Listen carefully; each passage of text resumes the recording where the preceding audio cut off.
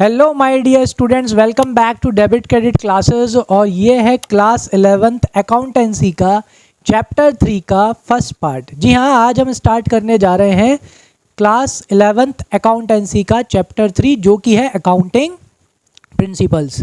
ठीक है, जो कि एक बहुत ही इंपॉर्टेंट चैप्टर है, क्योंकि all the subjects depends upon certain principles. तो वैसे ही अपना अकाउंटेंसी भी कुछ प्रिंसिपल्स के ऊपर टिका हुआ है, जिसके बेसिस पे अपन क्या करते हैं बेटा, अकाउंटिंग करते हैं। यही सिद्धांत हैं जिनके बेसिस पे पूरी अकाउंटिंग की जाती है।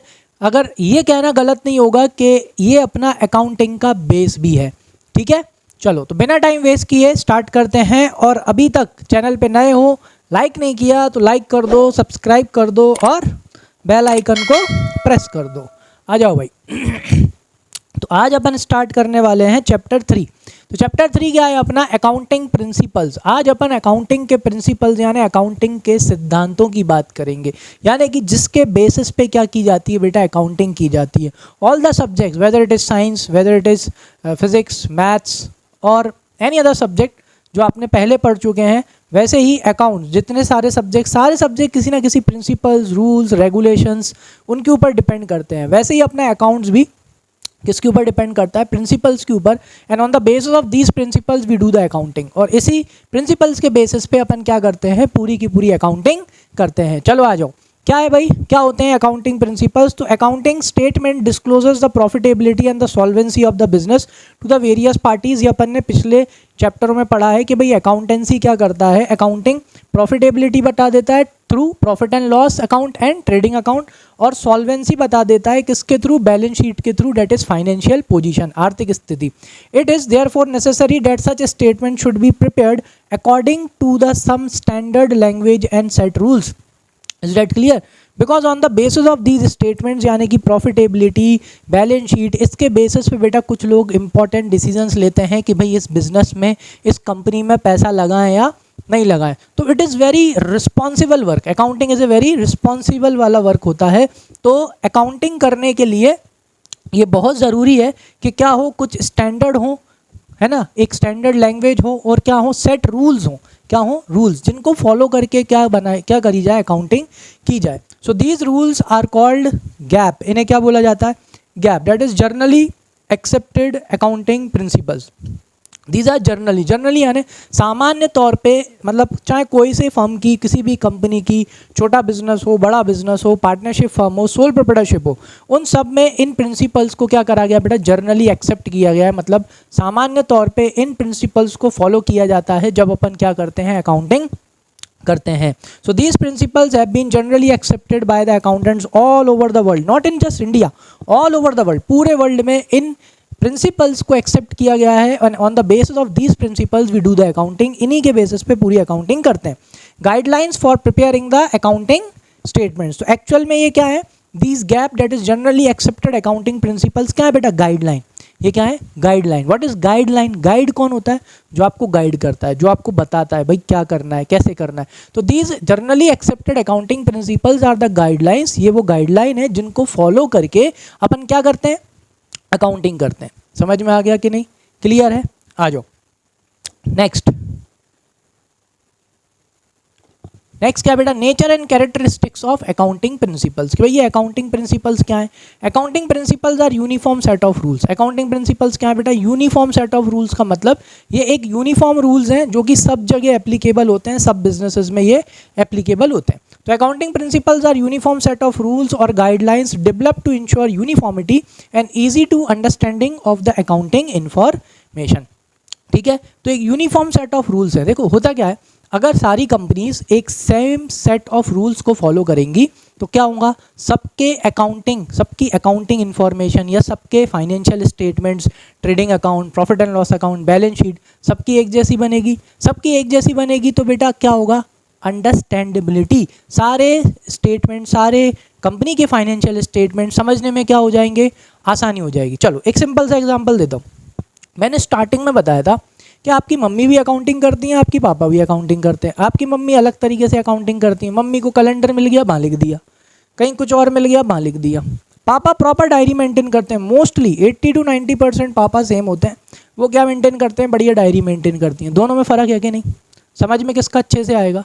लेकिन अगर यहीं पे दोनों बिल्कुल एक uniform set of rules use करने लगे अकाउंटिंग करने के, तो दोनों की अकाउंटिंग कैसी होगी, सेम होगी, और आपको उन दोनों की अकाउंटिंग समझ में भी आएगी। इसीलिए क्या बनाए गए, अकाउंटिंग प्रिंसिपल्स बनाए गए, क्योंकि सब लोग एक जैसे रूल फॉलो करेंगे तो सबकी अकाउंटिंग एक जैसी होगी। सबकी अकाउंटिंग एक जैसी होगी तो समझने में क्या हो जाएगी, आसानी हो जाएगी। समझ में आ गया, क्लियर है। चलो सेकंड पॉइंट क्या है कि accounting principles are man made. Accounting principles कौन ने बनाए हैं बेटा, ये अपने बनाए हुए हैं। और अपन ने ये कैसे बनाए, देखो प्रिंसिपल्स कैसे बनाए जाते हैं, वो जब मेन मेड होते हैं ना तो वो एक्सपीरियंस के बेसिस पे बनाए जाते हैं। किसके बेसिस पे, तो जैसे जैसे अपन एक्सपीरियंस करते गए कि अरे अकाउंटिंग में ऐसा होना चाहिए, अरे ऐसा होना चाहिए, तो उस एक्सपीरियंस को करते करते अपन इन प्रिंसिपल्स को क्या करते चले गए, बनाते चले गए। ठीक है, so accounting principles are man made and are derived from experience and reason. जैसे जैसे एक्सपीरियंस आता गया, जैसे जैसे लगा कि नहीं इसको ऐसे करना चाहिए, इस चीज़ को ऐसे करना चाहिए अकाउंटिंग में, तो उस हिसाब से इन प्रिंसिपल्स को अपन क्या करते चले गए और डेवलप करते चले गए, इनको एक्सपीरियंस से, और इनको अपन और अच्छा बनाते चले गए। अभी भी क्या हो रहा है, अभी भी टाइम टू टाइम कुछ ना कुछ अमेंडमेंट आता रहता है, कुछ ना कुछ चेंजेस आता रहता है। चलो आ जाओ नेक्स्ट बात करते हैं। तो दो चीज़ हो गई, accounting principles are uniform, accounting principles are man made. आ जाओ नेक्स्ट पे बात करते हैं। Accounting principles are flexible. कैसे हैं ये फ्लेक्सिबल, फ्लेक्सिबल क्या होता है बेटा, लचीला, है ना। जैसे ये स्टाइलिश है, क्या ये लचीला है, नहीं, ये जैसा है ये वैसा ही रहेगा, है ना, बिकॉज इट्स रिजिड, है ना। लेकिन अकाउंटिंग प्रिंसिपल्स कैसे बेटा, फ्लेक्सिबल। फ्लेक्सिबल का मतलब क्या हुआ कि इनको आप अलग अलग जगह पे अपने अपने हिसाब से क्या कर सकते हो, लगा सकते हो।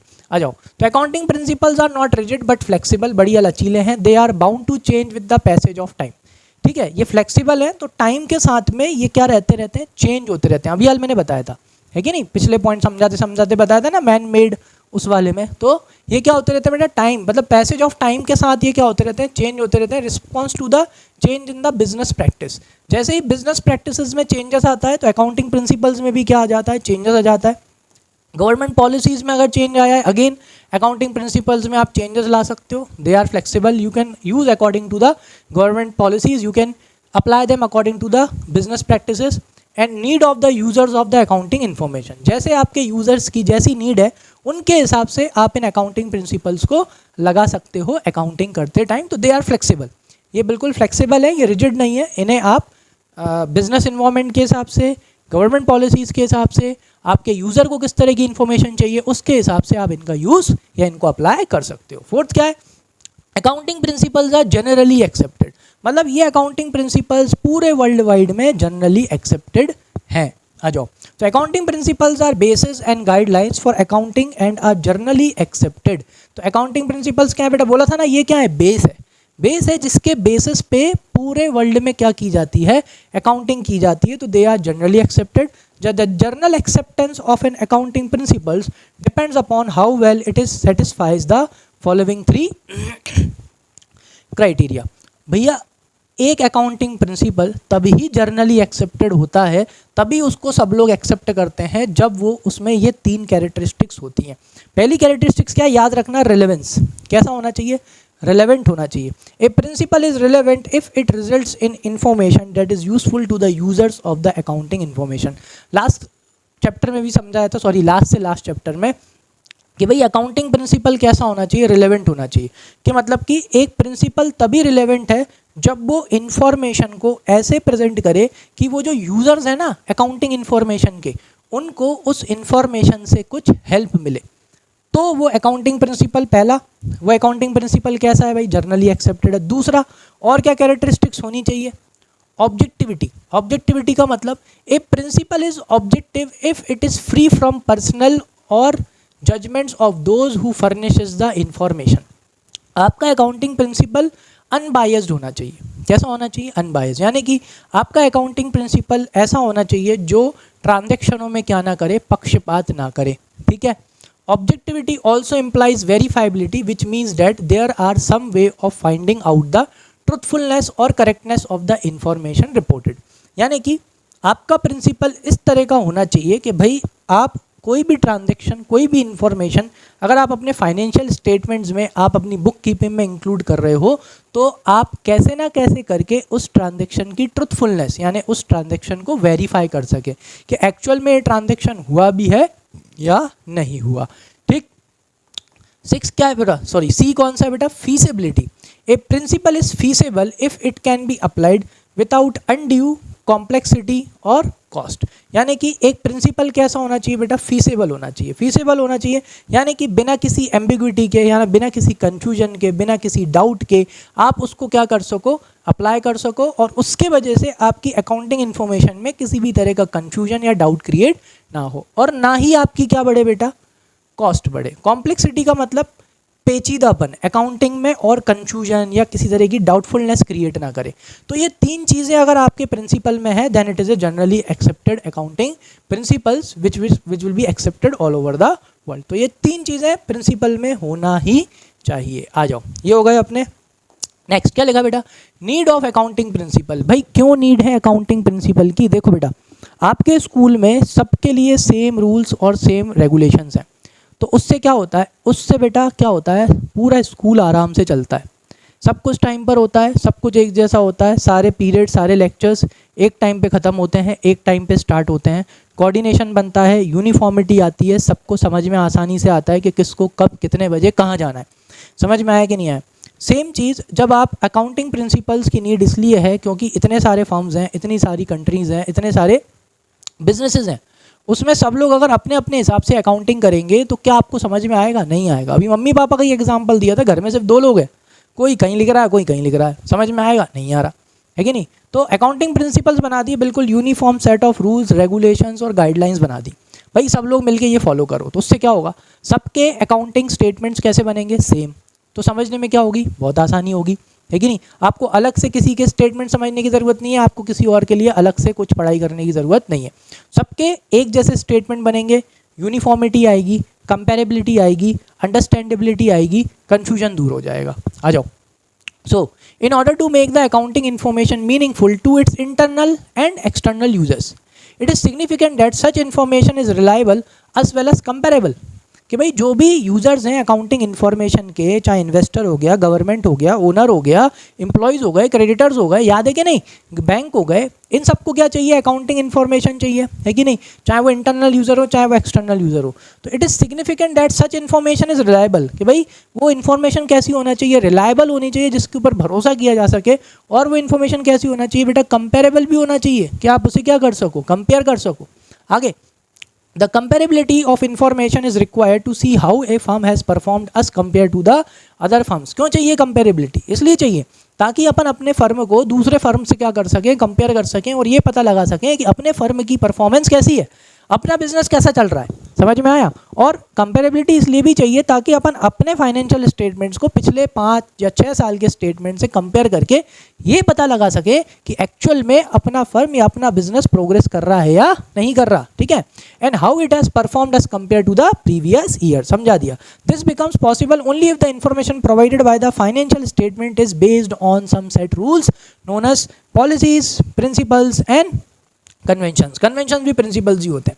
समझ में आएगी नहीं? तो ये तभी पॉसिबल है बेटा जब ये कंपेरेबिलिटी, रिलायबिलिटी है ना, ये सब तभी पॉसिबल है जब आप कोई फाइनेंशियल स्टेटमेंट्स प्रिपेयर कर रहे हो और उसे प्रिपेयर करते टाइम आप सेट रूल्स फॉलो कर रहे हो, आप सेट पॉलिसीज़ फॉलो कर रहे हो, आप प्रिंसिपल्स और कन्वेंशंस फॉलो कर रहे हो। और जब सब लोग एक जैसे रूल्स, एक जैसे प्रिंसिपल्स, एक जैसे क्या बोलते हैं कन्वेंशंस, ये सब फॉलो करेंगे तो सबकी फाइनेंशियल स्टेटमेंट्स एक जैसे बनेंगे, और एक जैसे बनेंगे तो उनको समझना भी कैसा हो जाएगा, आसान हो जाएगा। ठीक है? आया समझ में why we need accounting principles? आ जाओ next, kinds of accounting principles. तो अकाउंटिंग प्रिंसिपल्स के काइंड है भैया। तो एक तो है आपके अकाउंटिंग कॉन्सेप्ट्स या क्या है, अजम्पशंस। कुछ चीज़ें अपन ने क्या कर ली है बेटा, अज्यूम। अज्यूम का मतलब क्या होता है, मान लेना। क्या करा है, मान लिया है। ठीक है? ताकि अकाउंटिंग और अच्छे से हो। और एक होते हैं अपने अकाउंटिंग कन्वेंशंस। बेटा कन्वेंशंस का मतलब भी क्या होता है, प्रिंसिपल्स ही होता है। सर्च करोगे वही आएगा, सिद्धांत। जाओ फर्स्ट क्या है, अकाउंटिंग कॉन्सेप्ट्स की बात करते हैं या assumptions की बात करते हैं। तो in order to make the accounting language convey the same meaning to all the people and to make it more meaningful, most of the accountants have agreed on a number of concepts which are usually followed for preparing the financial statement. These concepts provides a foundation for accounting process. अब जो पढ़ाने वाला हूँ आगे, इन concepts को अच्छे से समझना और इनको बिल्कुल मतलब अपने दिमाग में बैठा लेना। रीज़न क्या है, भले ही 11th का कॉन्सेप्ट है बट आज भी अकाउंटिंग वर्ल्ड में, फाइनेंस वर्ल्ड में जब भी आप जॉब्स के लिए जाते हैं, जब भी आप अगर जॉब्स करने जाओगे तो इंटरव्यू में तक ये बेसिक चीज़ें क्या कर ली जाती हैं, पूछ ली जाती हैं। जी हाँ, भले ही सीए कर लोगे, चाहे सीएस कर लो, सीएमए कर लो, एमबीए करके पहुंच जाओ, किसी अकाउंटिंग फर्म में पहुंच जाओ, फाइनेंस फर्म में पहुंच जाओ, बेटा they start from the base. ये बेसिक चीज़ें हैं जो उतने बड़े बड़े इंटरव्यूज़ में तक कुछ इंटरव्यूअर्स आपसे क्या कर लेते हैं, पूछ लेते हैं, क्योंकि इनके बेसिस पर ही क्या की जाती है, अकाउंटिंग की जाती है। आ जाओ, सबसे पहला assumptions, ठीक है। सो फॉलोइंग में be treated as basic concepts और assumptions as per accounting standard AS1 issued by the Institute of Chartered Accountants of India. There are 3 fundamentals accounting concepts और assumptions। भाई 3 फंडामेंटल बेसिक अकाउंटिंग क्या है, assumptions हैं जो अपन मान लेते हैं। सबसे पहला assumption है बेटा गोइंग कंसर्न कॉन्सेप्ट, दूसरा है कंसिस्टेंसी कॉन्सेप्ट, तीसरा है अक्रूवल कॉन्सेप्ट। ठीक है, अभी हाल इनको डिटेल में समझेंगे। Other accounting concept, other accounting concept में business entity concept, money measurement concept, accounting period concept, cost concept या historical cost, dual aspect concept, revenue recognization concept, matching concept, objectivity concept. मुझे नहीं पता कैसे, लेकिन आपको मैं इतने अच्छे से समझा दूंगा ना कि बस हमेशा याद रहेंगे। ठीक है, चलो तो स्टार्ट करते हैं, आगे बढ़ते हैं। सबसे पहले सीखेंगे अपन बेसिक कॉन्सेप्ट्स या बेसिक अजम्पशंस। तो बेसिक अजम्पशन में सबसे पहला अजम्पशन क्या है, गोइंग कंसर्न अजम्पशन। देखो बेटा, नाम रखने के पीछे का रीज़न होता है, ऐसे ही नहीं मुंह उठा के किसी का भी नाम रख दिया जाता है कि नहीं। कालू राम भी उसे ही बुलाते हैं जो कालू होता है कि नहीं। तो इस नाम का क्या होता है ना कुछ मतलब होता है। भाई क्या नाम है इसका, गोइंग कंसर्न कॉन्सेप्ट। गोइंग का मतलब क्या है, चला जा रहा है। कंसर्न का मतलब यहाँ पे कौन है, बिजनेस। मतलब कि सबसे पहला अजम्पशन गोइंग कंसर्न कॉन्सेप्ट का ये है कि एक बार अगर बिजनेस स्टार्ट हो गया, वाइल अकाउंटिंग आपको क्या दिमाग में रखना है कि अगर एक बार बिजनेस स्टार्ट हो गया तो ये चलता जाएगा सालों साल, which means infinity period of time. This is the assumption. ये अजम्पशन लेके ही अपन क्या करते हैं, अकाउंटिंग करते हैं। समझ में आया। तो जब भी अपन अकाउंटिंग करेंगे, मैंने पहले भी बताया था, अपन किसके पॉइंट ऑफ व्यू से सोचेंगे, बिजनेस। अपन हमेशा बिजनेस के पॉइंट ऑफ व्यू से सोचेंगे। तो अकाउंटिंग करते टाइम सबसे पहला अजम्पशन अपन को ये मान के चलना है जब भी अपन अकाउंटिंग करेंगे कि वंस बिजनेस स्टार्टेड, जैसे ही एक बार बिजनेस स्टार्ट हो गया, गोइंग कंसर्न चला जा रहा है, बिजनेस एक बार अगर स्टार्ट हो गया तो वो रुकेगा नहीं। Business will run for an indefinite period of time. There are so many business, इतने सारे बिजनेस हैं आपके अगल बगल, वो कितने सालों से चल रहे हैं, पीढ़ी दर पीढ़ी चल रहे हैं कि नहीं चल रहे। कुछ तो इतने पुराने बिजनेस हैं कि उनके परदादा ने स्टार्ट किया था, दादा ने और आगे बढ़ाया, फिर उनके जो बेटे हैं उनने और आगे बढ़ाया, अब उनकी जो अभी वाली जनरेशन है वो उस बिजनेसेस को चला रही है। आप टाटास देख लो, बिरलास देख लो, अंबानीज देख लो, आप है कि नहीं। क्या है बिजनेस, क्या होता है बेटा, वंस बिजनेस स्टार्टेड तो वो इनडेफिनेट पीरियड ऑफ टाइम तक क्या होगा, चलेगा। तो अकाउंटिंग भी अपन उसी हिसाब से करेंगे। आ जाओ, तो as per this concept it is assumed that business will continue to exist long period in the future, मतलब for an indefinite period of time। आप ये नहीं कह सकते 10 साल चलेगा, 15 साल चलेगा, नहीं, इन्फिनिटी, एक बार चालू हो गया। हाँ, तो the transactions are recorded in the books of the business on the assumption that it is continuing enterprise। तो इसी के बेसिस पे क्या किया जाता है बेटा, ट्रांजेक्शन्स को रिकॉर्ड किया जाता है। एक सिंपल सा एग्जाम्पल बताता हूँ। अगर आप घर के पॉइंट ऑफ व्यू से बात करो, अगर पापा से बोलो ना यार चलो एक नई गाड़ी ले लेते हैं, वो क्या बोलेंगे, अरे कौन फालतू खर्चा करे। उनके लिए गाड़ी क्या है, खर्चा ही है। समझ में आया, एक्सपेंस ही है, ठीक, क्योंकि वो घर के पॉइंट ऑफ व्यू से बात हो गई।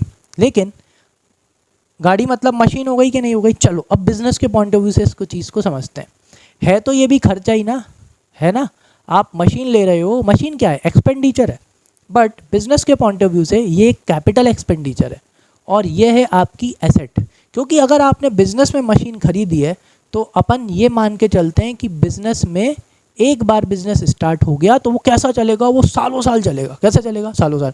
तो अपन उस मशीन को क्या मानते हैं बेटा, एसेट। कि एसेट मानते हैं, तो एसेट मान लिया मतलब कि ये कितने साल चलेगी, ये 10 साल 15 साल 20 साल तक चलेगी ये मशीन। समझ में आ गया कि नहीं? उसी बेसिस पे एसेट और लाइबिलिटी को डिवाइड किया जाता है कि वो फिक्स एसेट है या करेंट एसेट है, long term liability non current liability है या करेंट लाइबिलिटी है। आ जाओ।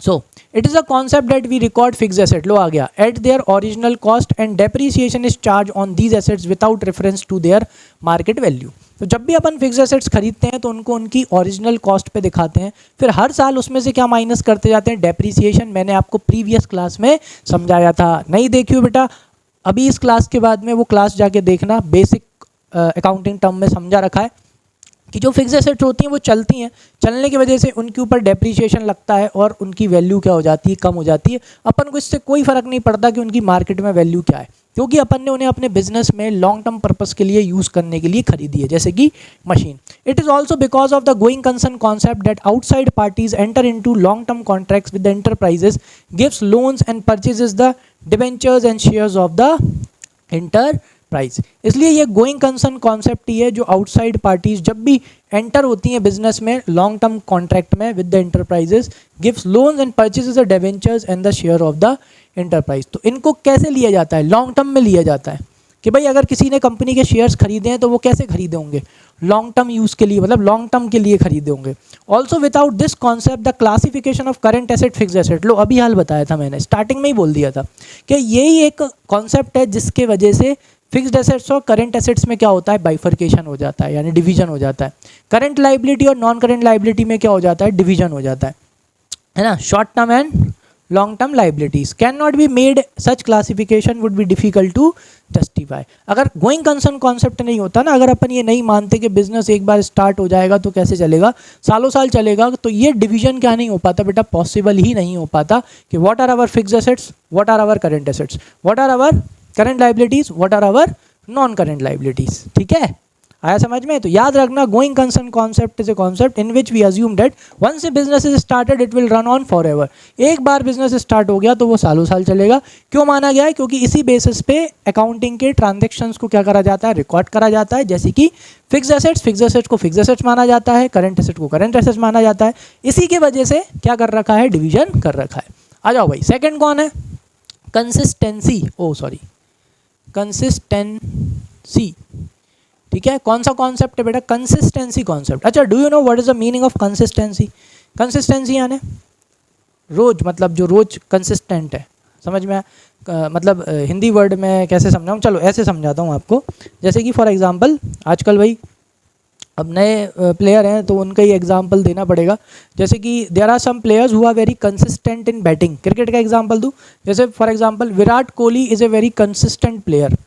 ठीक है, कंसिस्टेंट प्लेयर मतलब कि वो हर मैच में कंसिस्टेंटली क्या कर रहा है, स्कोर कर रहा है। Virat Kohli is scoring consistently, मतलब हर मैच में वो स्कोर कर रहा है, कभी 40 50 60 बढ़िया स्कोर कर रहा है। This is called consistency. ठीक है, एक जैसा परफॉर्मेंस। Is that clear? तो वैसे ही यहाँ पे ये क्या है, कंसिस्टेंसी कॉन्सेप्ट। देखो क्या होता है ना, अकाउंटिंग करते टाइम बहुत सारे मेथड्स हैं। क्या है, बहुत सारे मेथड्स हैं, बहुत सारे रूल्स हैं, बहुत सारे प्रिंसिपल्स हैं। ठीक है, कुछ के सब्स्टिट्यूट्स भी हैं, मतलब इसकी जगह आप उसका इस्तेमाल कर सकते हो। ठीक है, जैसे फॉर एग्जांपल डेप्रीशिएशन की बात करूं, किसकी बात करूं मैं, डेप्रीशिएशन। तो बेटा डेप्रीशिएशन लगाने के दो मेथड आप इस साल पढ़ने वाले हो। एक पढ़ोगे आप SLM स्ट्रेट लाइन मेथड, और एक पढ़ोगे आप रिटर्न डाउन वैल्यू मेथड। ये दो मेथड है। Is that clear? Which means now you can charge depreciation. अब आप डेप्रीशिएशन दो मेथड में से किसी एक मेथड से आप डेप्रीशिएशन लगा सकते हो। वैसे तो और मेथड होते हैं, है ना, और भी मेथड होते हैं डेप्रीशिएशन के, अपन दो ही पढ़ेंगे इस साल। तो ये दो मेथड हैं डेप्रीशिएशन के। अब आप इनमें से कोई सा एक क्या कर सकते हो, चूज़ कर सकते हो। सेम क्लोजिंग स्टॉक का वैल्यूएशन, क्लोजिंग स्टॉक का वैल्यूएशन करने के लिए लीफो है, फीफो है, मार्केट वैल्यू और cost price which ever is less, एक वो मेथड है। अब उनमें से कौन सा फॉलो करोगे? तो अगर आप अकाउंटिंग कर रहे हो और अकाउंटिंग करते टाइम अगर आप कुछ सेट रूल्स रेगुलेशंस या मेथड अगर आप यूज़ कर रहे हो, तो वो रूल्स, वो प्रिंसिपल्स, वो अकाउंटिंग स्टैंडर्ड्स, वो क्या बोलते हैं मेथड, आपको कंसिस्टेंटली 3 4 या 5 साल तक आपको उन्हें फॉलो करना है। कि क्यों सर, चेंज नहीं कर सकते? चेंज कर सकते हो, बट आप कम से कम 3 से 4 साल आप सेम रूल्स, आप सेम मेथड, आप सेम प्रिंसिपल्स का आप इस्तेमाल करोगे क्या करते टाइम, अकाउंटिंग करते टाइम। क्यों? क्योंकि अगर आप सेम रूल्स फॉलो करोगे तो 4-5 साल आपके जो अकाउंटिंग स्टेटमेंट्स बनेंगे, फाइनेंशियल स्टेटमेंट्स बनेंगे, वो कैसे बनेंगे, सेम बनेंगे। तो सेम बनेंगे तो दे विल बी कंपेरेबल, आप आपस में उनमें क्या कर सकते हो, कंपेयर कर सकते हो। But suppose if you are again and again changing the method of depreciation, अगर आप डेप्रीशिएशन का मेथड चेंज करोगे बेटा, तो इससे इफेक्ट किसके ऊपर आएगा, आपके फाइनेंशियल स्टेटमेंट्स के ऊपर। जो आपके फाइनेंशियल स्टेटमेंट्स आप बनाओगे उनमें भी बार बार क्या आएगा, चेंज आएगा, और अगर उनमें बार बार चेंज आएगा तो आप उन्हें कंपेयर नहीं कर पाओगे। इसीलिए तो एक कंसिस्टेंसी कॉन्सेप्ट का मतलब कि आप एक बार जो भी मेथड्स, जो भी प्रिंसिपल्स आप फॉलो कर रहे हो, तो उन्हें आप कंसिस्टेंटली 4 से 5 साल फॉलो करो, सो डैट आपके जो फाइनेंशियल स्टेटमेंट्स हैं वो भी कंसिस्टेंटली एक जैसे बनेंगे, एक जैसा प्रॉफिट आएगा, तो आसानी होगी कंपेयर करने में। अब एक क्वेश्चन आता है, क्या सर चेंज नहीं कर सकते क्या? अरे कर सकते हो क्या? हाँ, जो आपका मेथड है ना, आप वो चेंज कर सकते हो, लेकिन शर्त बस इतनी सी होती है, आपको ये स्पेसिफाई करना पड़ेगा, आपको ये मेंशन करना पड़ेगा, सबको समझाना पड़ेगा कि भाई ये मेथड ज़्यादा अच्छा है, ये मेथड ज़्यादा है, अच्छा है, इससे ज़्यादा अच्छा प्रेजेंटेशन होगा फाइनेंशियल स्टेटमेंट्स का, ये मेथड पिछले वाले से जो पहले था उससे ज़्यादा एक्यूरेट है। तो फिर आप क्या कर सकते हो, आप अपना मेथड ऑफ अकाउंटिंग को या उस मेथड को आप चेंज कर सकते हो। आ जाओ। So this concept states that accounting principles and methods should remain consistent from one year to another. Same method और same principles follow करना है आपको सालों साल। These should not be changed from year to year in order to enable the management to compare the profit and loss account and balance sheet. इनको आप बार बार change नहीं करोगे। अगर आप बार बार चेंज नहीं करोगे तो it will enable the management, तो मैनेजमेंट आराम से अपने पिछले साल के प्रॉफिट और लॉस को और बैलेंस शीट को आपस में क्या कर पाएगा, कंपेयर कर पाएगा of different periods and draw important conclusions about the working of the enterprise. और कंपेयर करके वो कुछ निष्कर्ष पे पहुंच पाएगा, कुछ कंक्लूजन्स पे पहुंच पाएगा, जिसके बेसिस पे वो डिसीजंस लेगा, है ना। If a firm adopts different accounting principles in two accounting period, the profit of the current period will not be comparable with the profit of the preceding period.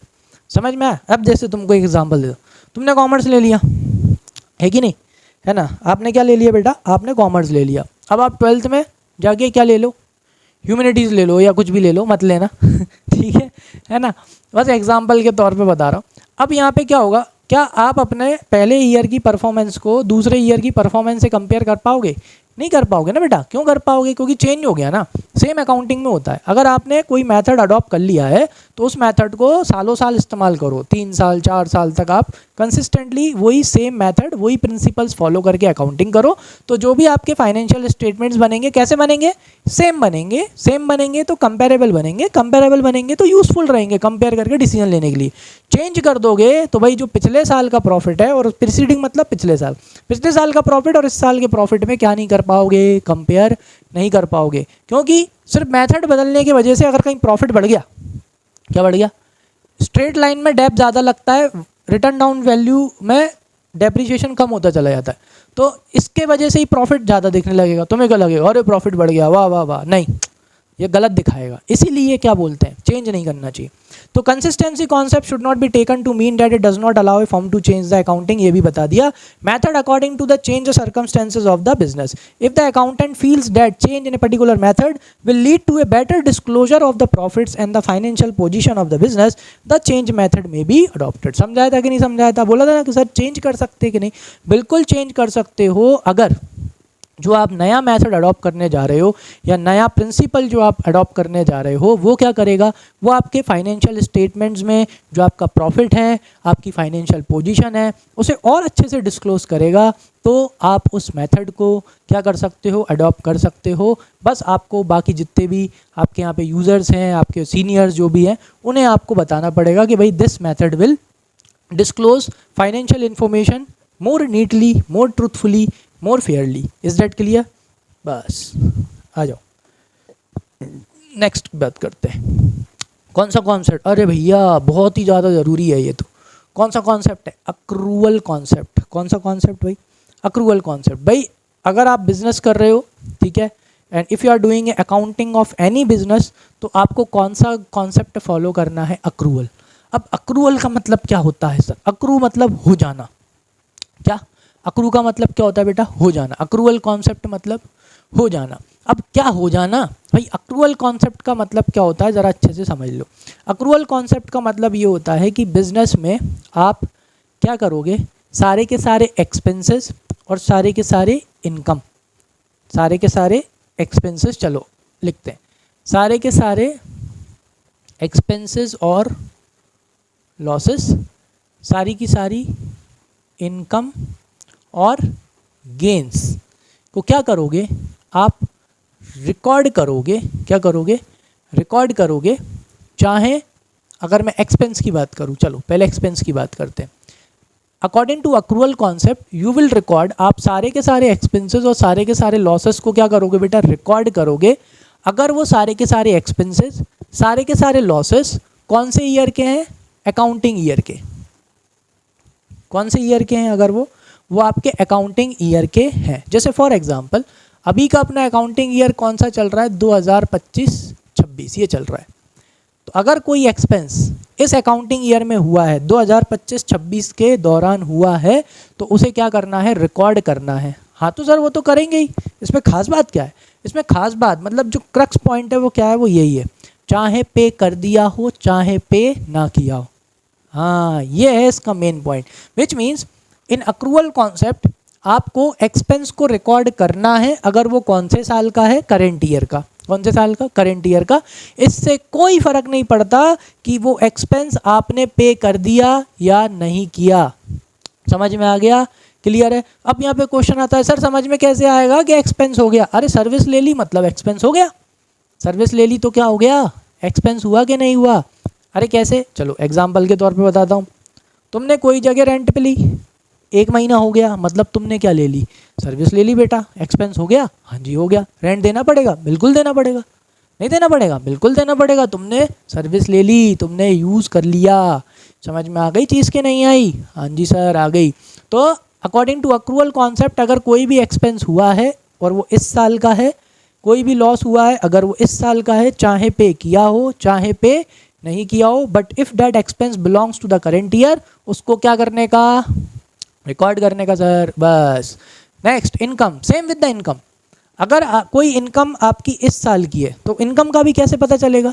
ऐसे ही पता चलेगा ना कि आपने अगर क्या करा है, सर्विस दे दी है सामने वाले को। सर्विस कब दी? इस साल। तो इनकम कौन से साल की? इस साल की। खत्म बात। तो अगेन इन अक्रूवल कॉन्सेप्ट अगर आपकी कोई इस साल इनकम हुई है, यानी आपने इस साल किसी को सर्विस दी है, आपको इस साल कोई गेन हुआ है, ठीक है, चाहे पैसे मिले हों चाहे पैसे ना मिले हों, if that income belongs to the current year, तो वो कहाँ आएगी? इसी साल आएगी, चाहे मिली हो चाहे ना मिली हो। समझ में आ गया क्या अक्रूवल कॉन्सेप्ट है? तो according to accrual concept if the expenses और लॉसेस और इनकम और gains belongs to the current year, then they will be recorded if they are paid और नॉट पेड, रिसीव्ड और not received in case of the income. चलो आ जाओ। So in accrual concept, revenue is recorded when sales are made or services are rendered and it is immaterial whether the cash is received or not. इससे कोई फर्क नहीं पड़ता, it is immaterial, चाहे cash मिला हो चाहे ना मिला हो। सेल हो गई, इस साल की इनकम है, आएगी, पैसे मिले हो चाहे ना मिले हो, सेल से क्या होती है? इनकम। आगे जाओ। Similarly, according to this concept, expenses are recorded in the accounting period in which they assist in earning the revenues, whether the cash is paid for them और नॉट। यानी अगर इस साल एक्सपेंस हो गया और वो आपने एक्सपेंस रेवेन्यू अर्न करने के लिए किया था, इस साल का ही खर्चा था, चाहे आपने उसे पे किया हो चाहे पे नहीं किया हो, while calculating profit and loss for this year, वो आएगा। क्या होगा? बिल्कुल आएगा। Thus to ascertain the true profit or losses for an accounting period and to show the true financial position of the enterprise at the end of the accounting period, all the expenses and income relating to the accounting period are recorded whether actual cash has been paid, received or not. तो इससे क्या होता है ना बेटा, आपने क्या करा? पैसे को साइड कर दिया। आपने सिर्फ क्या किया? आपने इस साल के एक्सपेंसेस रिकॉर्ड कर लिए, इस साल की इनकम रिकॉर्ड कर ली, चाहे पैसा मिला हो चाहे ना मिला हो, चाहे पैसा दिया हो चाहे ना दिया हो, एक्सपेंसेस के केस में। तो इससे एकदम सही प्रॉफिट निकल के आएगा, क्योंकि सारे एक्सपेंसेस कौन से साल के हैं? इसी साल के। सारी इनकम कौन से साल की है? इसी साल की। तो प्रॉफिट कैसा निकल के आएगा, इस ही साल का निकल के आएगा। समझ में आ गया। So accrual concept is often described as matching concept. तो एक तरह से अक्रूवल कॉन्सेप्ट को और क्या बोला जाता है, मैचिंग कॉन्सेप्ट भी बोला जाता है। क्यों भाई, मैचिंग का मतलब क्या होता है, लड़कियों को देखा ना ज़्यादातर क्या करके चलती हैं, मैच करके चलती है ना, यारे इस कलर का अगर ड्रेस है तो झुमके भी इस कलर के होने चाहिए, चूड़ी भी उस कलर की होनी चाहिए, तो डेट इज़ मैचिंग। तो यहाँ पे कौन किसको मैच कर रहा है, यहाँ पे बेटा जो आप एक्सपेंसेस कर रहे हो और उस एक्सपेंसेस के वजह से जो आपके रेवेन्यू हो रहे हैं, तो वो मैच करते हुए चलते हैं यहाँ पे। यानी आप एक्सपेंसेस कर रहे हो और इन एक्सपेंसेस से आपकी जो इनकम हो रही है, तो उनको क्या करके चलते हैं, मैच करके चलते हैं।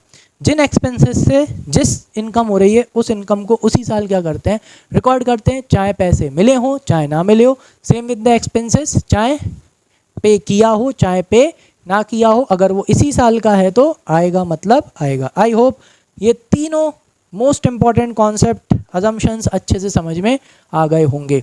अब बात करते हैं अदर अकाउंटिंग कॉन्सेप्ट की। तो सबसे पहला अपना जो अदर अकाउंटिंग कॉन्सेप्ट क्या है बेटा, business entity concept. Now what is this business entity concept? Business entity concept का मतलब है बेटा कि जो बिजनेस है, कौन है, ये जो बिजनेस है, ठीक है, और कौन है भाई, जो ये भाई साहब कौन है, ओनर। तो वाइल डूइंग अकाउंटिंग करते टाइम बिजनेस एक अलग है और ओनर कौन है, अलग। यानी बिजनेस एक अलग आर्टिफिशियल लिविंग पर्सन है। बिजनेस कौन होता है बेटा, एक आर्टिफिशियल लिविंग पर्सन। सर ये ऐसे कैसे, क्या ऐसे कैसे, अरे भाई ये बिजनेस ना लिविंग बींग्स होते हैं, लेकिन कैसे, आर्टिफिशियल। कैसे, why they are called artificial living person, the reason is क्योंकि बिजनेस अपने नाम पे, जैसे ही एक बिजनेस रजिस्टर्ड हो जाता है, क्या हो जाता है, जैसे मैं एग्जांपल के तौर पे बताता हूँ, कभी आपने इनके ट्रक्स देखे होंगे या कुछ फेमस ट्रांसपोर्टेशन की बसेस देखी होंगी, उनका मालिक का नाम नहीं लिखा रहता। जैसे कुछ बसेस देखोगे आप, लिखा रहता है जैन, कुछ बसेस जैसे हमारे यहाँ कमला चलती है तो क्या लिखा रहता है, कमला। तो जो ओनर है उनका नाम नहीं लिखा उस पर, और जो बसेस खरीदी गई होंगी ना, वो भी कमला ट्रांसपोर्ट के नाम से खरीदी गई होंगी। या एक विजय ट्रांसपोर्ट है, उनके ट्रक्स हैं, तो उन्होंने जो भी ट्रक खरीदे होंगे वो विजय ट्रांसपोर्ट के नाम से खरीदे होंगे, वो बेचेंगे भी विजय ट्रांसपोर्ट के नाम से ही बेचेंगे। मतलब कि business is a living being, but उसे living being, artificial living being कौन बना देता है बेटा, लॉ उसको एक आर्टिफिशियल लिविंग बीइंग बना देता है। तो उसके वजह से बिजनेस एक नॉर्मल लिविंग बीइंग की तरह चीज़ें खरीद सकता है, मतलब एसेट खरीद सकता है और एसेट बेच सकता है, और लाइबिलिटी भी क्या कर सकता है, इनकर कर सकता है। आ गई बात समझ में कि नहीं आई, क्लियर है। तो यहाँ पे जब भी अकाउंटिंग की जाती है तो ये मान के की जाती है बेटा, क्या मान के की जाती है, कि जो बिजनेस है वो अलग है और जो ओनर है वो अलग है। इसी वजह से क्या होता है, जो कैपिटल ओनर किसको देता है, बिजनेस को देता है। तो now they are two different persons, ठीक है। चलो अपन यहाँ बना लेते हैं, ये रेड से जो है ना, ये कौन है, ये बिजनेस है, ये कौन है, एक आर्टिफिशियल लिविंग पर्सन है, और ये जो अपना येलो भाई है, ये कौन है, ये ओनर है। ये भाई साहब कौन है, ये भाई साहब ओनर है। तो ये बिजनेस है, लेकिन ये कैसा पर्सन है, ये एक एपी है, that is artificial living person. तो जब एक लिविंग बीइंग दूसरे लिविंग बीइंग को पैसे देता है, तो वो एक तरह से क्या होती है बेटा, लाइबिलिटी होती है, ऑनेस्टली, है ना। तो जब भी ओनर कौन बेटा, जब भी ओनर ना बिजनेस को क्या देता है, पैसे देता है, मतलब कैपिटल लगाता है, तो वो कैपिटल अपने लिए, अपन कौन है, बिजनेस, तो अपने लिए वो कैपिटल क्या होती है बेटा, लाइबिलिटी। क्योंकि जब भी कोई दूसरे को पैसे दे रहा है तो वो उसकी क्या है बेटा, लाइबिलिटी है, कि भाई आगे जाके वो पैसा उसको क्या करेगा, ऑनेस्टली वापस करेगा। तो इसलिए बिजनेस में बिजनेस अलग होता है और ओनर अलग होता है। इसलिए जब ओनर बिजनेस को पैसा देता है यानी कैपिटल लगाता है, तो वो कैपिटल बिजनेस की क्या होती है, लाइबिलिटी होती है। तो at the time of binding up of the business, जब बिजनेस बंद होता है, यानी जब अपन बंद होंगे, जब अपने को डिसॉल्व किया जाएगा, तो it is our responsibility to pay back the capital, अपने आप वापस आ जाती है। अगर बिजनेस अच्छा चल रहा होता है तो कैपिटल ज़्यादा वापस करते हैं ऑटोमेटिकली, और अगर बिजनेस लॉस में चल रहा होता है तो कैपिटल कम वापस करते हैं अपन, किसको, ओनर को। आ जाओ।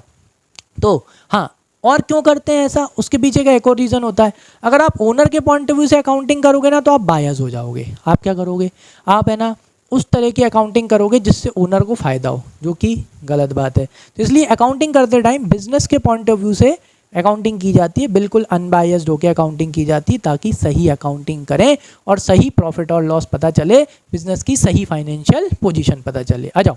तो according to this concept the owner of the business is always considered as distinct and separate from the business he owns. इसलिए ओनर अलग, बिजनेस अलग। तो business unit should have complete separate set of books and we have to record the business transaction from firm's point of view and not from the point of view of the proprietor. Why? वो भी समझा दिया। So proprietor is treated as a creditor. Creditor मतलब liability, यानी कि the business to the extent of the capital invested by him in the business. जितनी भी उसने कैपिटल लगाई है तो वो कैपिटल अपने लिए क्या है बेटा, क्रेडिटर है, लाइबिलिटी है। तो वो हमेशा ओनर को किसकी तरह ट्रीट किया जाता है, लाइबिलिटी की तरह। मतलब उसकी कैपिटल अपने लिए क्या है, लाइबिलिटी। नहीं तो आप मतलब आज नहीं तो कल वो कैपिटल अपन को उसे वापस करना पड़ेगा। अगर बिजनेस अच्छा चला तो कैपिटल ज़्यादा वापस करेंगे, और अगर बिजनेस में लॉस होता रहा तो कैपिटल कम वापस करेंगे। तो इससे एक चीज़ और समझा दी मैंने आपको, प्रॉफिट की वजह से कैपिटल बढ़ती है, लॉसेस की वजह से ओनर की कैपिटल घटती है। Because it is assume that the firm has borrowed the fund from its own proprietor instead of borrowing it from the outside parties. तो ये मान के चलते हैं कि भैया जो बिजनेस है ना, बिजनेस ने अपने ही ओनर से क्या उधार लिया है, पैसा उधार लिया है, और इसी वजह से अपन उसको उसकी कैपिटल पे क्या देते हैं, इंटरेस्ट क्या देते हैं, ब्याज। ठीक है। और जब जर्नल एंट्री करेंगे तब मैं आपको और अच्छे से समझाऊंगा, इसमें अपॉर्चुनिटी कॉस्ट भी छुपी हुई है, बाद में बात करेंगे। आ जाओ। तो it is for this reason that we also allow interest on capital and treat it as an expense of the business. तो एक तरह से अपन बिजनेस है, अपन को ओनर ने पैसा दिया है तो वो उधार दिया है, तो इसलिए अपन जो उधार पैसा मिला है अपन को, उसके ऊपर अपन ओनर को क्या देते हैं, इंटरेस्ट देते हैं, ब्याज देते हैं, अपने लिए एक्सपेंस है ना। तो interest on capital reduces the profit of the firm and at the same time it increases the capital of the proprietor. देखो बात तो ये हो गई कि भाई एक जेब से पैसे निकाले और अपनी ही दूसरी जेब में रख लिए, लेकिन ऐसा क्यों करते हैं वो मैं आपको अच्छे से समझाऊंगा आगे जब अपन प्रैक्टिकल्स करेंगे तब। लेकिन अभी इतना समझ लो कि इंटरेस्ट ऑन कैपिटल बिजनेस के लिए क्या होता है बेटा, एक्सपेंस होता है। किसके लिए, बिजनेस के लिए एक्सपेंस होता है, और ओनर के लिए वो क्या होती है, एक तरह से इनकम हो जाती है, ओनर की कैपिटल उससे बढ़ जाती है, और अपने लिए एक्सपेंस होता है जिसकी वजह से अपना प्रॉफिट घट जाता है। आ जाओ। नेक्स्ट कॉन्सेप्ट कैसा है भैया, नेक्स्ट कॉन्सेप्ट है मनी मेजरमेंट कॉन्सेप्ट। क्लियर लिखा है, कौन सा कॉन्सेप्ट है, मनी मेजरमेंट कॉन्सेप्ट। इसका मतलब क्या है बेटा, only those transactions will be recorded in the accounts which can be measured in terms of money, which means only quantitative aspect, only quantitative. समझ में आया, मतलब सिर्फ बिजनेस में वही ट्रांजेक्शंस रिकॉर्ड करे जाएंगे जिन ट्रांजेक्शंस को आप काय में मेजर कर सकते हो, मनी में। मतलब वो ट्रांजेक्शंस जिन्हें आप मनी में मेजर नहीं कर सकते, वो ट्रांजेक्शंस क्या नहीं होंगे, बिजनेस में रिकॉर्ड नहीं होंगे। जैसे एग्जांपल के तौर पे आपका बिजनेस बहुत अच्छा चल रहा था, बहुत बढ़िया चल रहा था, बढ़िया प्रॉफिट कमा रहे थे। अब हुआ क्या, कुछ सर्टेन रीजंस की वजह से आपका मैनेजर छोड़ के चला गया। Is that clear? ठीक है। अब मैनेजर छोड़ के चला गया, उसके वजह से आपका प्रॉफिट कम होने लगा। लेकिन क्या आप इस ट्रांजेक्शन को रिकॉर्ड कर सकते हो? नहीं कर सकते, बिकॉज मैनेजर जो छोड़ के गया है ना बेटा, वो एक क्वांटिटेटिव नहीं है, वो एक क्वालिटेटिव ट्रांजेक्शन है। समझ में आ गया? बिकॉज मैनेजर में ऐसी क्वालिटी थी जिसके वजह से वो इतने अच्छे से मैनेज कर रहा था कि आपका प्रॉफिट हो रहा था। समझ में आया? तो these types of transactions can not be recorded, इन्हें क्या नहीं करा जा सकता, रिकॉर्ड नहीं किया जा सकता। एक और चीज़ बताता हूँ, जैसे कि रतन टाटा जी की जब डेथ हुई थी तो उसके वजह से थोड़ा सा जो स्टॉक्स पे क्या हुआ था ना बेटा, फ़र्क पड़ता है। ठीक है, आ गई बात समझ में कि नहीं आई? लेकिन इस तरह के ट्रांजैक्शन को आप अकाउंटिंग टर्म में कैसे डिस्क्राइब करोगे, कैसे एंट्री करोगे, है ना? तो उसको आप क्या नहीं कर सकते, आप रिकॉर्ड नहीं कर सकते, because these are not quantitative transactions, these are qualitative transaction. समझ में आया? कोई क्वालिटी पर्सन चला गया जिसकी वजह से क्या होता है ना, कुछ ऑर्गेनाइजेशंस के ऊपर भरोसा क्या हो जाता है, कम हो जाता है कि नहीं? He was a legend. तो इस तरह के लॉसेस की वजह से क्या होता है ना, थोड़ा सा कंपनी के ऊपर जो इन्वेस्टर्स होते हैं कि अरे यार अब तो जो मेन थे वही चले गए, जो बहुत अच्छे थे वही चले गए, तो अब पता नहीं कंपनी का क्या होगा। तो कुछ लोग पैसे निकालने लगते हैं, कंपनी के ऊपर ट्रस्ट कम हो जाता है, तो थोड़ा लॉस होने लगता है। लेकिन इस तरह के ट्रांजेक्शन्स को आप रिकॉर्ड नहीं कर सकते। ओनली सिर्फ कौन से ट्रांजेक्शन्स बेटा, जो मॉनेटरी होते हैं। आ जाओ। Only those transaction and events are recorded in the accounting which are capable of being expressed in terms of money. Any event, even though it may be very important for the business. वो manager छोड़ के जाना, इतना बढ़िया manager छोड़ के चला गया, बहुत very important event of the business, लेकिन will not be recorded in the books of the business unless it is effect can be measured in terms of money with a fair degree of accuracy. आप measure कर ही नहीं सकते, though there can be reason that losses is happening because of that manager, लेकिन और भी तो reason हो सकता है, तो एक्यूरेसी नहीं आ पाएगी मेजर करने की, इसलिए इस तरह के ट्रांजेक्शन्स आप रिकॉर्ड नहीं कर सकते. It should be remember that money is the only measurement which enables various things of diverse nature to be added up together and dealt with. समझ में आ गया कि आजकल क्या है ना बेटा, मनी में आप हर चीज़ को काय में कन्वर्ट कर सकते हो, मनी में कन्वर्ट कर सकते हो, इसलिए यहाँ पे it should be remember that money is the only measurement. Money क्या है, एक ओनली मेजरमेंट है जो इनेबल करता है अलग अलग थिंग्स को, डाइवर्स नेचर्स को to be added up together and dealt with. आप सबको ऐड कर सकते हो और फिर उनसे क्या कर सकते हो, डील कर सकते हो. जैसे कि अगर आपके पास ज़मीन है तो आप ऐसे नहीं कर सकते land plus building plus machine plus furniture. आप इन सबको पहले काय में कन्वर्ट करोगे. आप अगर आपसे पूछा जाए कि आपके पास टोटल एसेट कितनी है, तो क्या बोलोगे, मेरे पास इतनी लैंड है, इतनी बिल्डिंग है. इस अकाउंटिंग में ये नहीं चलता. अकाउंटिंग में क्या चलेगा, लैंड कितने की है, बिल्डिंग कितने की है, मशीनरी कितने की है, फर्नीचर कितने का है, they can be added up together and dealt with. इनको ऐड करके आप इनसे क्या कर सकते हो, डील कर सकते हो, इन्हें आप रिकॉर्ड कर सकते हो. समझ में आ गई बात कि नहीं है, क्लियर है. सो मनी मेजरमेंट कॉन्सेप्ट क्या बताता है बेटा कि only those transactions will be recorded in the business in the accounting, only those transactions will be recorded in the accounting which can be measured in terms of money, जिन्हें आप money में measure कर सकते हो. even though there are some transactions which are very important for the firm, बहुत important होते हैं, लेकिन अगर आप उनको मनी में measure नहीं कर सकते तो आप उनको रिकॉर्ड भी नहीं कर सकते. चलो ये 6th वाला पॉइंट और देख लेते हैं, है ना. ठीक है, चलो 6th और देखते हैं. तो accounting period concept. Accounting period concept क्या है बेटा, as the business is intended to continue indefinitely for a long period, the true result of the business operations can be ascertained only when the business is completely wound up. हाँ, तो इसका नाम क्या है, accounting period. Period का मतलब क्या होता है बेटा, समय होता है ना. आपका पीरियड कितने मिनट का होगा, 40 मिनट का होगा, है ना. अच्छा, अगर आपसे ये बोल दिया जाए कि भैया आपका स्कूल इतने बजे से लगेगा और इतने बजे तक, अब कब क्या पढ़ेंगे, कैसे पता चलेगा, है ना. बिल्कुल वही हो जाएगा. तो वैसे ही यहाँ पे जो अकाउंटिंग क्या थे ना, अकाउंटिंग में एक तो अपन ने स्टार्टिंग में क्या मान लिया कि भैया अगर एक बार बिजनेस स्टार्ट हो गया ना तो वो कैसे चलेगा, वो तो इनडेफिनेट पीरियड ऑफ टाइम के लिए चलेगा. ये देखो ये इनडेफिनेटली. तो फिर अब क्या करें भाई, तो बिज़नेस का रिजल्ट कब पता चलेगा, अगर बिज़नेस एक बार स्टार्ट हो गया और वो तो इनडेफिनेट पीरियड ऑफ टाइम के लिए चलेगा, तो मतलब बिज़नेस का सही रिजल्ट तो तब पता चलेगा जब बिज़नेस बंद होगा. अरे तो इससे तो बड़ी दिक्कत हो जाएगी कि भाई पता चले कोई बिज़नेस तो 5 या 10 साल में जाके बंद हुआ है कि नहीं, तो इससे तो दिक्कत हो जाएगी ना. अगर बीच बीच में पता चलता रहे कि बिज़नेस में प्रॉफिट हो रहा है या लॉस हो रहा है तो वो ज़्यादा अच्छा है ना, क्योंकि अगर प्रॉफिट हो रहा है तो ठीक है, लेकिन अगर लॉस हो रहा है, अगर वो लॉस टाइम पे पता चल जाएगा क्यों हो रहा है, वो ढूंढ के उसको सही करके अपन आगे जाके क्या कमा सकते हैं, प्रॉफिट कमा सकते हैं कि नहीं. हाँ, तो इसीलिए एक और कॉन्सेप्ट लाया गया अकाउंटिंग पीरियड का कि भाई जो अकाउंटिंग है ना, वो अकाउंटिंग कैसे करी जाएगी, 1 साल की अकाउंटिंग की जाएगी. कितने साल की अकाउंटिंग की जाएगी, 1 साल की. क्योंकि अगर अपन बिजनेस का रिजल्ट पता चलता रहेगा तो उससे अपन बिजनेस में चेंजेस करते रहेंगे, उसको बंद होने से बचा सकेंगे. आ जाओ. सो as the business is intended to continue indefinite for a long period, the true result of the business operations can be ascertained only when the business is completely bound up. But ascertainment of the profit after a very long period will be little use to the proprietors, managers, investors and others, because it will be too late to take corrective steps at that time. भाई अगर बहुत सालों के बाद अगर आपको पता पड़ रहा है कि आपको लॉस हो रहा है या आपका प्रॉफिट कम है, तो बेटा जैसे कोई इन्फॉर्मेशन निकलने के बाद आपको दी जाए तो उसका कोई यूज़ है, उसका कोई यूज़ नहीं है. तो अगर आपको ये इन्फॉर्मेशन बहुत लेट मिले तो ना तो वो प्रॉपरेटर की कुछ काम की है, ना मैनेजर की कुछ काम की है, ना इन्वेस्टर के कुछ काम की. तो ये इन्फॉर्मेशन कैसी मिल जानी चाहिए, टाइम टू टाइम मिल जानी चाहिए, ताकि आप टाइम पे डिसीजन लेके अपने बिजनेस को क्या कर सको, बचा सको. Thus, the entire life of the firm is divided into time intervals. For the measurement of the profits of the business. तो बिजनेस के प्रॉफिट मेजर करने के लिए पूरे बिजनेस की लाइफ को टाइम इंटरवल में डिवाइड कर दिया, मैक्सिमम 1 ईयर। तो भाई 1 साल हो गया, 1 साल के बाद आप क्या कर सकते हो, अकाउंटिंग।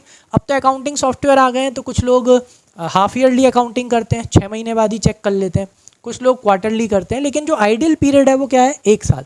कोई भी बिजनेस कर रहे हो तो उसका मेजरमेंट कम से कम 1 साल के बाद ही देखोगे तो ही कुछ समझ में आएगा। So, the 12-month period is usually adopted for this purpose. According to the amendment income tax law, a business has compulsory to adopt the financial year beginning from 1st April ending on 31st March in the next calendar year as it is accounting period. यानी कि business आप कभी भी start कर लो, है ना, कभी भी आप बिजनेस स्टार्ट कर सकते हो। आप चाहे 1 अप्रैल को कर लो, आप चाहे 1 अक्टूबर को कर लो, आप चाहे 1 दिसंबर को कर लो, 1 जनवरी को कर लो, है ना। लेकिन अगले साल से आपको जो अपने बिजनेस का अकाउंटिंग ईयर जो फॉलो करना पड़ेगा वो यूनिफॉर्मिटी के लिए 1 अप्रैल से क्या 31 मार्च। ठीक है, चलो एक और चीज़ बताता हूँ। जैसे मान के चलो कि आपने अपना बिजनेस 1 दिसंबर को स्टार्ट किया, तो अगले साल की 31 मार्च को आप अपनी बुक्स को क्या कर दोगे बेटा, क्लोज कर दोगे। फिर नेक्स्ट ईयर से आपका क्या क्या अकाउंटिंग ईयर हो जाएगा, आपका अकाउंटिंग ईयर यही हो जाएगा 1 अप्रैल से 31 मार्च। समझ में आ गया, ताकि आप एक साल बाद क्या निकाल सको भाई, अपना प्रॉफिट और लॉस, उसके बेसिस पे क्या ले सको, डिसीजन ले सको। चलो ये लास्ट रहेगा, ठीक है ना। इतना काफ़ी है एक दिन अच्छे से पढ़ने के लिए और अगला दिन उसको रिवाइज करने के लिए, फिर अगले दिन ख़त्म ही कर देंगे। आ जाओ, 7th क्या है बेटा, कॉस्ट कॉन्सेप्ट और हिस्टोरिकल कॉस्ट कॉन्सेप्ट। कौन सा कॉन्सेप्ट है ये, कॉस्ट कॉन्सेप्ट। हिस्टोरिकल कॉस्ट, अच्छा हिस्ट्री क्या होती है, जो बीत चुका। तो अकाउंटिंग का एक और कॉन्सेप्ट क्या है, that all the transactions will be recorded, मतलब या all the assets and all the liability will be recorded, जितने में उनको आपने एक्वायर किया है। क्या किया है, जितने में आपने उनको एक्वायर किया है, उनकी वैल्यू बार बार क्या नहीं की जाएगी, चेंज नहीं की जाएगी। जैसे फॉर एग्जांपल अगर आपने कोई मशीन खरीदी है 10 लाख रुपए की, तो वो मशीन कितने में दिखाई जाएगी, 10 लाख में ही दिखाई जाएगी। और हर साल आप उसमें से क्या माइनस करते जाओगे, depreciation, because of wear and tear of asset and technological upgradation. बताया था ना, मशीन चलेगी तो उसकी वैल्यू कम होगी। मतलब आप बस आपने 10 में खरीदा, अब आप हर साल उसकी वैल्यू कम करते जाओगे डेप्रीशिएशन की वजह से, और आप उसकी वैल्यू मार्केट में क्या है उससे आपको कोई फ़र्क नहीं पड़ना चाहिए। समझ में आ गया। देखो रीज़न, क्योंकि बेटा जो आपने एसेट खरीदे ना, वो एसेट आपने बिजनेस करने के लिए खरीदी है, उसे बार बार रीसेल करने के लिए नहीं खरीदी। तो क्या मतलब मार्केट में उसकी वैल्यू क्या है, आपने तो वो मशीन अपनी फैक्ट्री में लगा के गुड्स प्रोड्यूस करने के लिए ली है, लाओ गुड्स प्रोड्यूस करो, डेप्रीशिएशन करो। मार्केट में उसकी वैल्यू क्या है, अपन को उससे क्या लेना देना। लेना देना तो तब होता है जब अपन ने वो मशीन काहे के लिए खरीदी हो, रीसेल पर्पस के लिए। समझ गए। और इतना टाइम कहाँ है, बिजनेस करेंगे कि मार्केट वैल्यू ही जानते रहेंगे। समझ में आ गया, आ जाओ। So, according to this concept, an asset is ordinarily recorded in the books of the accounts at the price at which it was acquired. यानी कि historical cost concept के अकॉर्डिंग अगर आपने कोई एसेट खरीदी है तो जितने में उसे खरीदी है उतने में ही उसको अपनी बुक्स ऑफ अकाउंट्स में अपन उसको क्या करेंगे, शो करेंगे। This cost becomes the basis of all subsequent accounting for the asset. और इसी कीमत के ऊपर अपन आगे की जितनी भी अकाउंटिंग है वो करेंगे, जैसे कि डेप्रीशिएशन लगाना। Since the acquisition cost relates to the past, it is referred to as a historical cost. क्योंकि जो उसकी एक्विजिशन कॉस्ट है, जो बीत गया वो क्या हो जाता है, पास्ट हो जाता है, हिस्ट्री हो जाता है। इसलिए इस कॉन्सेप्ट को क्या बोला जाता है, हिस्टोरिकल कॉस्ट कॉन्सेप्ट। तो this cost is the basis of the valuation of the assets in the financial statement. तो फाइनेंशियल स्टेटमेंट में अपनी एसेट की जो वैल्यू होती है वो अपन इसी कॉन्सेप्ट के हिसाब से दिखाते हैं। जस्टिफिकेशन है कि भाई हिस्टोरिकल कॉस्ट क्यों, क्या रीज़न है। पहला, this cost is objectively verifiable. हाँ, ऑब्जेक्टिवली वेरीफाइबल का मतलब क्या है, देखो अब वो एसेट कितने की आई है, 10 लाख रुपए की आई है, बिल भी कितने का होगा बेटा, 10 लाख का ही होगा ना। तो आप फ्यूचर में क्या कर सकते हो, इस ट्रांजेक्शन को वेरीफाई कर सकते हो बिल से मैच करके। लेकिन अगर आप बार बार उस एसेट की वैल्यू चेंज कर दोगे, है ना, तो आपको फिर फ्यूचर में पता ही नहीं चलेगा, आप वेरीफाई नहीं कर पाओगे कि ये एसेट कितने में कहाँ से खरीदी थी। ठीक है। So this cost is objectively verifiable because the cost recorded in the books derived from an actual transaction and is not arbitrarily determined. Arbitrarily यानी उसकी कीमत अपन ने मनमानी तरीके से नहीं रखी है, आप उसे वेरीफाई कर सकते हो कि हाँ भाई ये एसेट आप 10 लाख पे दिखाते आ रहे हो, फिर उसमें से डेप माइनस करते हुए दिखा के आ रहे हो, तो 10 लाख से ही क्यों माइनस करते हुए दिखा के आ रहे हो, क्योंकि वो एसेट खरीदी कितने में थी, 10 लाख में। फिर वो वेरीफाई कैसे करोगे कि 10 लाख में खरीदी थी, क्या होगा आपके पास में बिल के, लो भाई ये देख लो बिल, इसमें देखो एसेट कितने की है, बिल आता है ना मशीन का, मोबाइल का, उससे चेक हो जाएगा। Second, it is justified by the going concern concept which assumes that the enterprise will continue its activity indefinitely and thus there is no need to using the current value or the liquidation value। अभी हाल समझाया मैंने, भाई तुमने asset खरीदी है, machine खरीदी है, क्यों खरीदी है, रीसेल पर्पस के लिए थोड़ी खरीदी है। अपन ने वो मशीन क्यों खरीदी है बेटा, अपन ने अपनी फैक्ट्री में लगा के गुड्स प्रोड्यूस करने के लिए खरीदी है, तो उसकी मार्केट में क्या वैल्यू है, अपन को उससे क्या लेना देना, अपन को तो बस अपनी एसेट से गुड्स बनाने हैं और मार्केट में क्या करना है, बेचना है, तो इसलिए कोई मतलब नहीं है, ठीक है, उसकी करंट वैल्यू जानने का। ये पॉइंट और देख लेते हैं, ये टॉपिक नेक्स्ट क्लास। तो मार्केट वैल्यू और current value of assets are difficult to determine, ये दिक्कत भाई, पुरानी एसेट की मार्केट वैल्यू डिटरमाइन करना क्या होता है, बहुत दिक्कत होती है। एक एग्जांपल देता हूँ, खुद करके देख लेना। अगर आपके पास मोबाइल है ना, तो उस मोबाइल की कीमत ना 4 लोगों से पूछना, कोई कुछ बोलेगा कोई कुछ बोलेगा, तो बताओ आपकी एसेट की मार्केट वैल्यू डिटरमाइन करना आसान है क्या, नहीं है ना। और इतना टाइम है क्या अपने पास, अपन को बिजनेस करने का है, अपनी एसेट कितने की उससे क्या लेना देना। लेना देना तब होता है जब अपन उसे बेचेंगे 4-5 साल या 6-7 या 10 साल बाद या 15 साल बाद, तब देखेंगे ना। अभी हेडेक क्यों लेने का, अभी बस क्या काहे पे ध्यान देने का, बिजनेस पे। तो इसलिए मार्केट की जो करंट वैल्यू है एसेट की, वो बड़ी दिक्कत होती है उसको डिटरमाइन करने में, तो छोड़ो, कॉस्ट पे चलने दो। Market value of the assets में change from time to time and it will be extremely difficult to keep the track up and down of the market prices. तो भाई अगर आप मार्केट प्राइस पे मेंटेन करने की कोशिश करोगे तो आप इसी में उलझ के रह जाओगे। क्यों, मार्केट कैसे होते हैं बेटा, डायनामिक, समझ में आया। मार्केट कैसा होता है, डायनामिक, कभी बढ़ जाएगा कभी घट जाएगा, कभी बढ़ जाएगा घट जाएगा। तो your machine value will also कभी बढ़ जाएगी कभी घट जाएगी, कभी बढ़ जाएगी घट जाएगी, यही करते रहेंगे क्या बेटा, नहीं कर सकते। समझ में आ गया। तो ये रीज़न है जिसके वजह से this is a justification that we record our all the assets in which we acquire them, the price at which we acquire them. समझ में आया, सारे कॉन्सेप्ट समझ में आए, अच्छे से याद रहेंगे तो अपनी बुक उठाना और बुक में से इनको अच्छे से पढ़ लेना। कुछ बच्चे नोट्स का बोल रहे थे, नोट्स प्रोसेसिंग में है, मैं आपको अच्छे से नोट्स देना चाहता हूँ, वो मैं अवेलेबल कराऊँगा, थोड़ा सा टाइम दीजिए तो नोट्स भी आपको मैं अवेलेबल करा दूंगा। नीचे डिस्क्रिप्शन में आपको नोट्स मिल जाएंगे, मैं उसका अनाउंसमेंट डाल दूंगा, तो सभी क्लासेस के आप वीडियोस खोल के उसमें से आप फ्यूचर में, मतलब कुछ टाइम दे दीजिए, फिर मैं आपको नोट्स अवेलेबल करा दूंगा, ठीक है। अभी आप अपनी बुक से पढ़िए। चलिए, तो आज का सेशन यहीं ख़त्म करते हैं। समझ में आया हो, अच्छा लगा हो तो लाइक कर दो, सब्सक्राइब कर दो और बेल आइकन को प्रेस कर दो ताकि आपकी एक भी क्लास मिस ना हो। मिलते हैं इसके सेकंड पार्ट में, और सेकंड पार्ट में इस चैप्टर को क्या कर देंगे, फिनिश कर देंगे। ठीक है, थैंक यू।